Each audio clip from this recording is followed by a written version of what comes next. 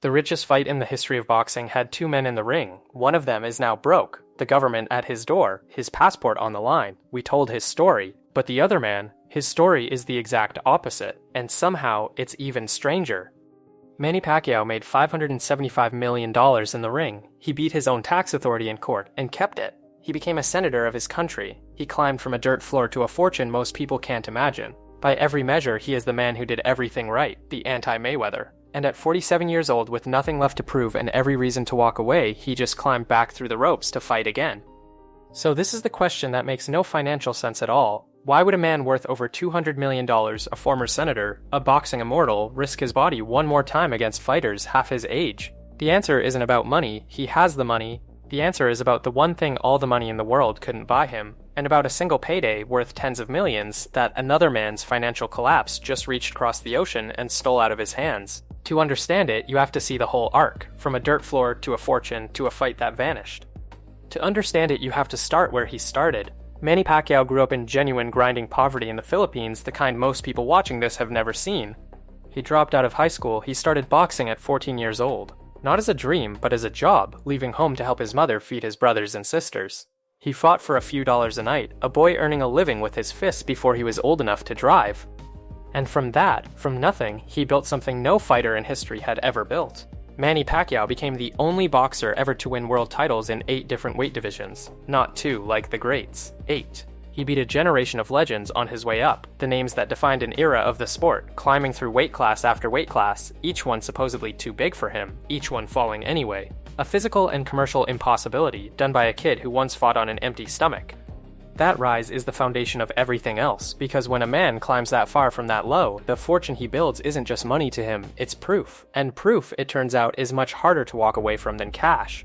Let's talk about the fortune because it is staggering. Over his career, Manny Pacquiao earned an estimated $575 million in the ring, around $775 million adjusted for inflation. That's the third highest total in boxing history, behind only Floyd Mayweather and Mike Tyson. His pay-per-view fights generated close to $1.3 billion in total revenue. He wasn't just a great fighter, he was one of the most valuable commercial attractions the sport has ever produced. A global brand built on speed, aggression, and an impossible smile. In the Philippines, he became something bigger than an athlete. When Pacquiao fought, crime reportedly dropped and the entire country stopped to watch. A whole nation's pride riding on one small man's fists. That kind of value doesn't show up on a purse sheet, but it's exactly what makes a fighter worth a fortune to promoters and sponsors alike.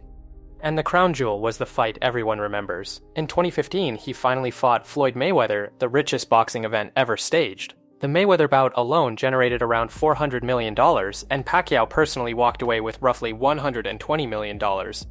So here are the two men, side by side at the peak, Mayweather and Pacquiao, splitting the biggest purse in the history of the sport, two fortunes born from the same night. And then, years later, both men would face the exact same enemy, their own government. That is where their stories violently split apart.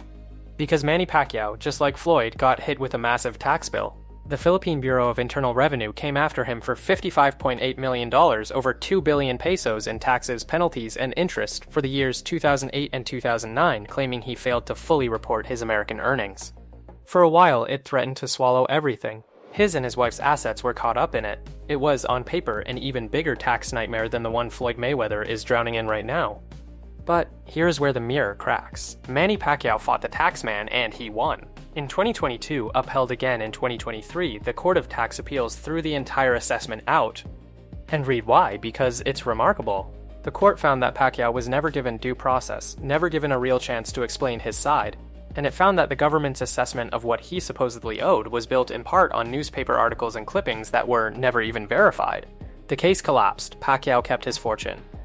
Sit with that contrast for a second. Floyd Mayweather is losing to his government, a $7 million lien, a threatened passport, a $1 billion fortune evaporating. Manny Pacquiao beat his, a $55 million assessment, wiped away in court. Same sport, same era, same kind of fight outside the ring, opposite endings. One man kept the money, the other is watching it disappear. And it tells you something about how these two operated. Mayweather's empire ran on entourages and handshakes and trust. Pacquiao's, for all its chaos, held up to a court's scrutiny. When the taxman came, one structure survived, and one is still collapsing. And Pacquiao didn't stop at keeping the money, he tried to become something bigger than a fighter. In 2010, he entered politics, winning a seat in Congress, and later became a senator of the Philippines. He aimed even higher. In 2022, Manny Pacquiao ran for president of the Philippines, a boy from the slums campaigning to lead his entire country. He lost. Then, in 2025, he ran again for the Senate, the seat he'd held before. He lost that too. For most men, that's a footnote. For Pacquiao, it was the closing of the one door he'd spent a decade trying to walk through, the idea that he could be more than a fighter.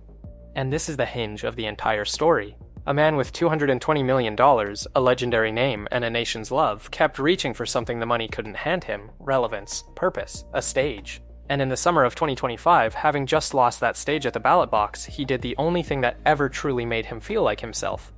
He announced he was coming back to the ring.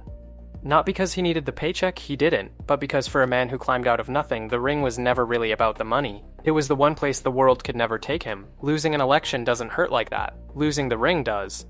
So in July of 2025, at 46 years old, Manny Pacquiao challenged Mario Barrios for a welterweight world title against a man 16 years younger. And he was magnificent. He fought to a majority draw, a result many observers thought he'd clearly won. A victory would have made him the second oldest world champion in boxing history, behind only Bernard Hopkins. At 46, against a champion 16 years younger, he didn't just survive. He nearly rewrote the record books. Think about what that means commercially. A man in his late 40s who could have retired 100 times over is still competitive enough at the highest level that promoters will build a pay-per-view around him. His body is still an asset, and an asset that valuable is very, very hard to put away for good. Which set up the only fight left that still means everything to him. Not another title. Not another young contender. The rematch. Mayweather and Pacquiao, one more time, announced for the Sphere in Las Vegas, streamed on Netflix in September of 2026. For Pacquiao, this was the perfect closing chapter, the one payday, and the one story big enough to end a career on. The fight that got away in 2015 finally settled on the biggest stage money could build. A night at the Sphere beamed to the world on Netflix, the two aging legends collecting one last enormous check together. And then, it vanished.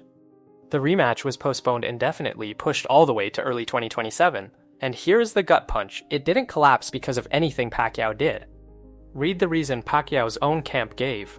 The fight fell apart because of federal lawsuits, scheduling overbooks, and financial gridlock, all of it, in their words, surrounding the Mayweather camp. The other man's money problems reached across the ocean and took Pacquiao's last great night with them. Even the money already moving was tangled in it. A company called CSI Sports is now suing Mayweather, claiming it paid $4.65 million in advance for the rights to his fights against Pacquiao and Tyson. The whole structure was jammed, and Pacquiao was the collateral damage. And Pacquiao had already drawn his line in the sand. No gimmicks, no exhibition. It's either a real fight, he said, or nothing. He wanted the real thing, the closure, and the real thing was exactly what Floyd's collapse made impossible. So look at the full picture, the mirror, complete. Two men made a fortune off the same night in 2015. Both were hunted by their governments. Manny Pacquiao beat his, kept his $220 million, and reached for glory. Floyd Mayweather lost his, went broke, and reached for a lifeline. One kept the money but lost the stage. The other kept the fame but lost the money. And the single fight that could give each of them exactly what they're missing, Pacquiao his closure, Mayweather his payday, is frozen solid, buried under one man's debts. That's the strange gravity of this whole saga. The comeback, the records, the $200 million, none of it can move that fight 1 inch. It's stuck, waiting, held hostage by a financial mess that Pacquiao can't fix and Mayweather can't escape. All that money, all that legacy, all that will, and the deciding factor is a stack of lawsuits and a tax lien on the other side of the world. So who can? Who has the power, the money, and the connections to walk into the middle of a billionaire fighter's tax crisis and actually untangle it to make the impossible fight possible again? There is exactly one man. He runs a multi-billion-dollar empire. He turned a broke promotion into the biggest name in combat sports, and when Floyd Mayweather's crisis broke, he looked into a camera and said, quietly, maybe we can do something to figure it out for him. He isn't just a promoter, he has a friend whose name reaches the very top of the United States government, the same government now squeezing Floyd. If anyone can move this mountain, it's him. And that's where this series has been heading all along. Floyd, broke and cornered by the IRS. McGregor, the $7.7 billion bet no sponsor will touch. Pacquiao, robbed of his final fight by another man's debts. 3 fallen giants, each one worth more damage than whole, and one man quietly circling all of them with the power, the money, and the political connections to cash in on every single story. Who he is, how he built that power, and what he really wants, that's the finale. Subscribe so you're there when we follow the money all the way to the top. Because Manny Pacquiao's story proves the cruelest rule in this entire business. You can do everything right, you can beat the taxman in court, you can keep every single dollar, you can climb from a dirt floor to a fortune and a Senate seat and a nation's love.